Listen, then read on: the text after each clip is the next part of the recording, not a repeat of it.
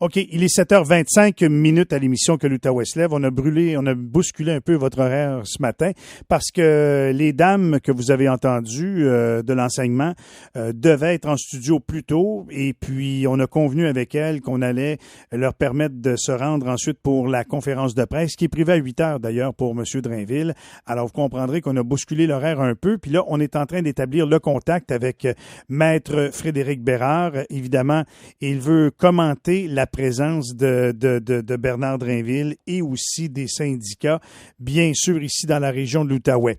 Je vous l'annonce également ce matin, on devrait être en mesure de vous présenter une entrevue en marge d'un dossier municipal qui a retenu l'attention la semaine dernière. On devrait faire ça vers 8h10 et 8h25 ce matin.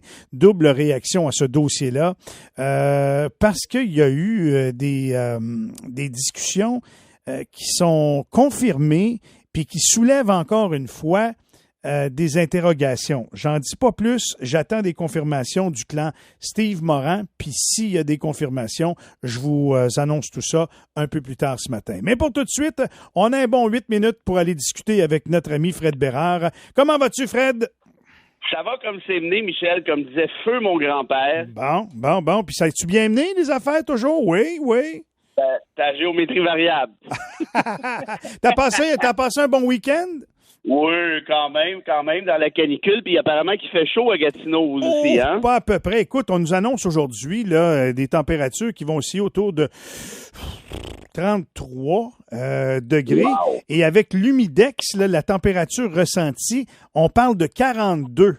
Tellement qu'il y a un centre de service qui a fermé ses écoles au cœur de Vallée. Eux autres, ils n'ont pas d'école à matin, service de garde, tout ça est fermé. Mais dans les autres, ça fonctionne. Et là où doit aller Bernard Drainville, le ministre de l'Éducation, je viens d'en parler avec les deux dames de l'enseignement. Lui, il doit être à l'école secondaire Mont-Bleu, tu te souviens, qui a été rasée par la tornade, puis on a mis 5 ans avant de réparer cette école-là. Puis là, depuis le début de la semaine passée, c'est la rentrée, mais officiellement, il va aller couper le ruban aujourd'hui, mais il sera pas tout seul, je te le confirme. Non, apparemment qu'il va y avoir de la visite, hein, mais sur la question du réchauffement, comment je dirais ça, climatique de manière générale, là, ça va devenir...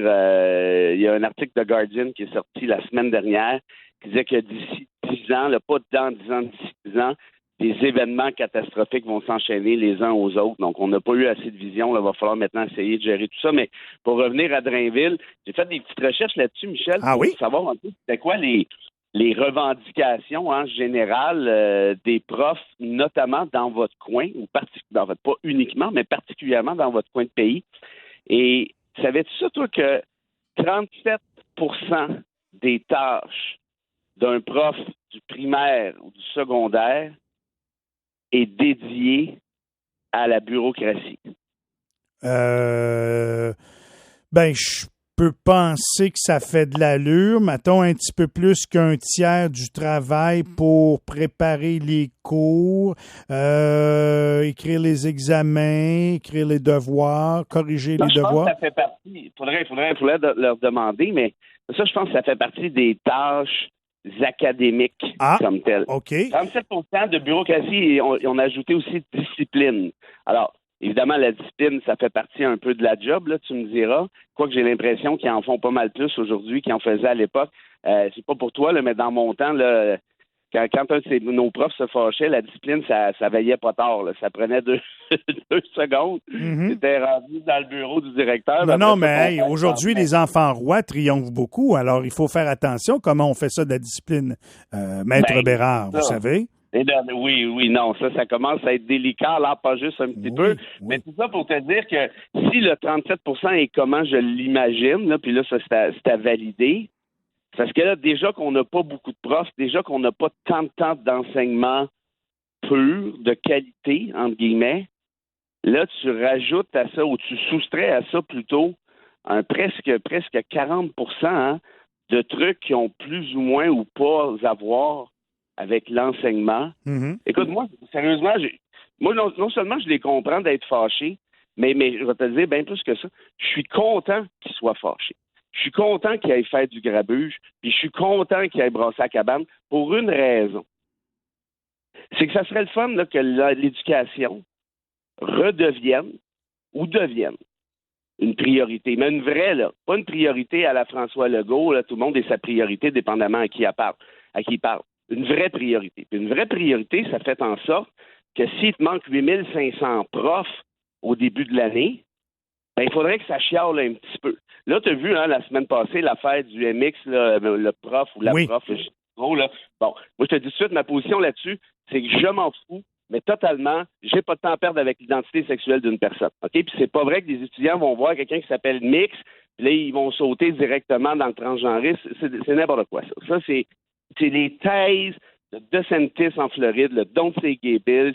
Puis à l'époque, on disait la même affaire des homosexuels puis des lesbiennes, rappelle-toi de ça. Mm-hmm. Ah, mais là, si jamais les enfants savent que leur prof il est gay, ils vont devenir gays. Ben non, c'est n'importe quoi. Ah, une fois qu'on a fermé cette parenthèse-là, ben justement, ça le problème, c'est qu'on ne l'a pas vraiment fermé. Parce que quand est arrivé l'histoire la semaine passée, Bernard dit mais là, ouais, là, il va falloir réfléchir à ça. Ça va prendre une consultation. On va faire une réflexion collective. Ben, je sais pas pour toi, là, mais moi, dans mon entourage, en fin de semaine, tout le monde parlait de ça. Ben, c'est ce que je te dis, mais c'est ça, moi, le problème que j'ai, Michel. Puis là, c'est là que ça me fâche au point que je change de couleur. Ben non, mais ça serait pas compliqué. Oublie c'est quoi ton orientation sexuelle, là, ou si t'en as pas pantoute, c'est pas grave. Mettons qu'on l'appelle Prof Martine, puis toi, on t'appelle Prof Fred. Okay? Je vais aller jusqu'au bout de mon histoire. Okay. Je ne vais pas embarquer là-dedans, parce que moi, ce que je veux, c'est que les gens parlent de ça. La fin de semaine, je veux pas que les gens parlent d'identité sexuelle d'un suppléant qui va être là 22 minutes dans l'année. J'aimerais ça qu'ils parlent des 8500 profs qui manquent. Ça, c'est sérieux. Ça, c'est important. Puis le truc de mix, là, ça a été la diversion parfaite, par excellence, pour le gouvernement Legault, pour faire justement une espèce de distorsion de la réalité. Puis là, tout le monde se met à parler de ça. Il manque 8000 profs. Ah, c'est pas plus grave que ça. On les trouvera. Hey, mais Joe Blow à Saint-Jérôme, lui, par exemple, il a besoin de s'appeler monsieur ou madame, ou monsieur Fred, ou madame Michel, ou ainsi de suite. Je disais, mais on n'a pas de temps de niaiser avec ça. L'éducation est dans le drain. Les écoles pourrissent. Les profs crient à l'aide, tombent en burn-out. L'éducation au Québec, je vais te dire, bien franchement, là, elle est pourrie. Pourri. P-O-U-R-R-I. J'ai regardé, ça prend 2 R. Il n'y en a pas 2, il y en a un. Pourri. Puis pourquoi est pourri? Parce qu'on a pratiquement 50 d'analphabètes fonctionnels. Ça, c'est 60 ans après la Révolution tranquille. Et là, vous allez me taper les gorlots avec Mix. Mais j'ai pas le temps de niaiser avec Mix.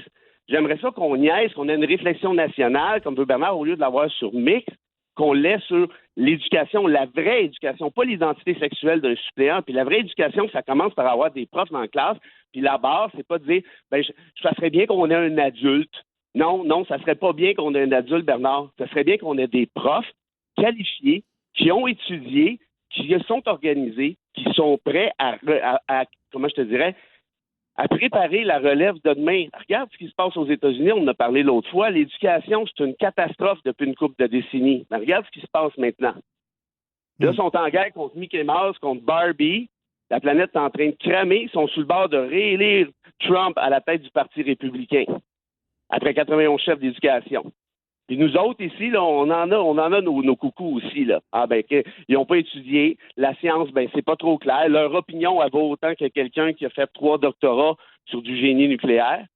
C'est ça. Mais on est rendu là. Mais Mix, par exemple. Puis je te dis pas qu'il faut parler de rien d'autre.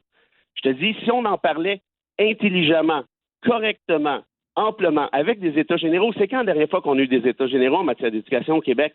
C'est quand la dernière fois que le monde s'est assis ensemble pour la peine, là, avec des experts, là, pas avec des gorlots, là, avec des experts. La dernière fois que je peux voir, là, c'est dans les années 60 avec le rapport Parent, le truc des autobus jaunes. Je sais pas pour toi, mais ça commence à faire un petit bout, là. Il serait peut-être temps qu'on le refasse pour voir là où on n'est pas à jour, puis je pense qu'on n'est pas à jour nulle part. Fait que... si je te dis, puis c'est pas moi qui le dis, ce sont les études, qu'il y a 49 d'analphabètes fonctionnels au Québec, puis dépendamment d'autres études, il y en a qui évaluent ça à 28-30, qui est déjà beaucoup trop. Ça, là, il me semble que le message est clair, ça passe pas. Puis là, le problème, c'est parce que si tu n'as pas d'éducation, tu n'as pas de démocratie. Parce que c'est donc, toi, de créer un ordre démocratique qui a un semblant d'allure avec des gens qui croient que Bill Gates a voulu micro-pucer du monde, puis là, les chemtrails dans le ciel, les avions veulent nous intoxiquer, puis tout. Bon, pas besoin d'en parler plus longtemps que ça, tout le monde le sait, que Trump a gagné l'élection, blablabla, blablabla. Comment tu veux faire une démocratie avec du monde comme ça? Mais là, il y en a pas 10 au Québec de ça, là. Oui, mais là, on parle de l'éducation, puis on est rendu loin. Là, je veux dire, pauvre Bernard Drainville, il peut pas réparer tout ce que tu veux à matin, là, lui. Non. Tu sais. Non. Puis là, qu'on se comprenne bien, là, t'as remarqué que j'ai même pas tapé sa tête ce matin à Bernard, parce que l'échec dont je te parle, c'est un échec qui remonte aux années, même avant les années 60. Tu sais, moi, j'en ai un chum en éducation, il dit oui, mais là, il faut laisser la Révolution tranquille faire son œuvre. Ben, j'aimerais bien ça, là. Mais là, ça fait 2 générations et demie. Il serait temps qu'ils produisent de quoi. La réalité, c'est que je reviens à ça, c'est que les profs, on a dit, bon, on s'en fout. On les valorise pas. Puis vous êtes en Europe, ben, vous vous en irez, c'est pas grave, on va prendre un adulte, ça va faire pareil. Ça donne le goût d'aller étudier en enseignement, ça. OK. Ben là, prends une bonne respiration, là. Mais ça me met bleu. Oui, je le sais. Ça me fâche. Parce que c'est des niaiseries, ça. Les Monsieur X, c'est des niaiseries. On n'a pas le temps. On n'a pas le temps pour ça. Fred, correct. Une bonne respiration ensemble. Ça va aller. On va aller revendiquer ce matin, là, dans l'Outaouais, ils vont aller brasser ça un petit peu. As-tu José de Calabrini comme interviewé? Non, j'ai eu Mme Hubert et j'ai eu Mme Gauthier ici, qui est la représentante régionale. Oui. Fantastique. José de Calabrini, une ancienne prof à Mont-Laurier. Si jamais tu peux l'avoir en plus, garde-toi. Parfait. C'est fait. C'est pris en note. Bon. OK. On va se laisser là-dessus. Penses-tu que tu vas être capable de faire ta journée quand même ou... Ça va être tough. Non, je te regarde aller, là. Ça part fort. Parce que là, ce qui est en train de s'effondrer, là, c'est le tissu social au Québec parce qu'il n'y en a pas suffisamment d'éducation intelligente. C'est ça l'affaire, là. Je ne vais pas te le répéter. Oui, non, je comprends très bien ce que tu dis. Pour péter ma patate. Oui. Mais j'ai une citation pour toi qui n'a rien à voir avec l'éducation. Je me suis dit que ça me dépomperait. Bon, je vais la dédier à toi, puis à Alexandra, puis à votre fabuleux mariage. Oui. Et c'est une citation d'André Breton, qui est un poète, qui est un des pères du mouvement surréaliste. Il faut sortir un peu des sentiers battus. Mm-hmm. Tu te rappelles de Salvador Dali, par exemple. Bon, mais ça, c'en était un autre qui était dans le mouvement surréaliste. Et André Breton disait ceci, puis écoute bien parce qu'il y a une petite subtilité. Il disait ceci.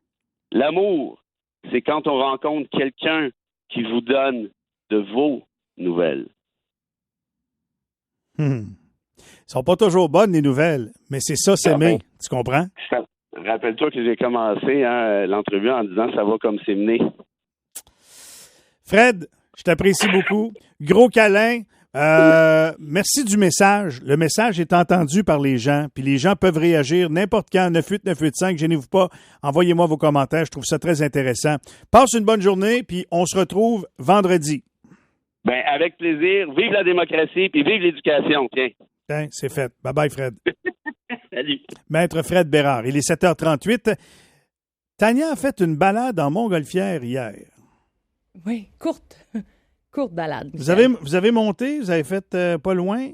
Ben, je pense, j'aurais envie de dire, on pourra me le confirmer, mais 15 minutes, une quinzaine de minutes.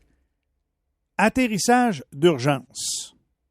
Et M. Pierre Cyr était le pilote de la Montgolfière dans laquelle prenait place Tania. On lui parle dans quelques instants.